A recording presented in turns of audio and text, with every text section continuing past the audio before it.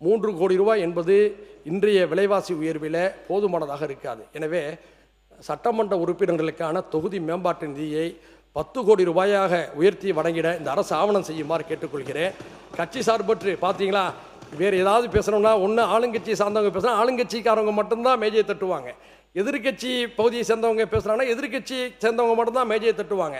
இதை எல்லாரும் சேர்ந்து ஆதரிக்கிறாங்கன்னு சொன்னோம்னா மக்களுடைய பிரச்சனைகளுக்கு மக்களுடைய வரிப்பணத்திலிருந்து உதவி செய்யக்கூடிய ஒரு வாய்ப்பை அரசு வழங்குகிறது. அதை நீங்கள் 10 கோடி ரூபாயாக உயர்த்தி தருவதற்கு ஆவணம் செய்யுமாறு கேட்டுக்கொள்கிறேன். முடிச்சிடுறேன்.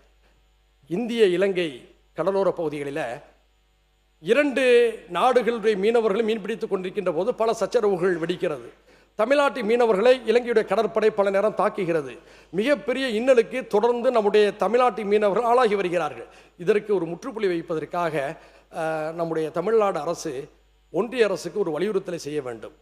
இந்திய இலங்கை கடற்பகுதியில் இந்திய கடற்படைக்கு சொந்தமான ரோந்து கப்பல்களை தினமும் 2 முறையாவது வலம் வர செய்தால் அது நம்முடைய தமிழ்நாட்டு மீனவர்களுக்கு ஒரு மிகப்பெரிய பாதுகாப்பை ஏற்படுத்தும் என்று இந்த நேரத்தில் கேட்டுக்கொண்டு, நிறைவாக ஒரு விஷயம், குறிப்பாக உங்கள் சம்பந்தப்பட்ட விஷயம், இங்கே இருக்கக்கூடிய சட்டமன்ற உறுப்பினர்களில் ஒரு 20லேருந்து 30 பேர் தினமும் விடுதியிலிருந்து சட்டமன்றத்துக்கு வருவது பேருந்துகளில்.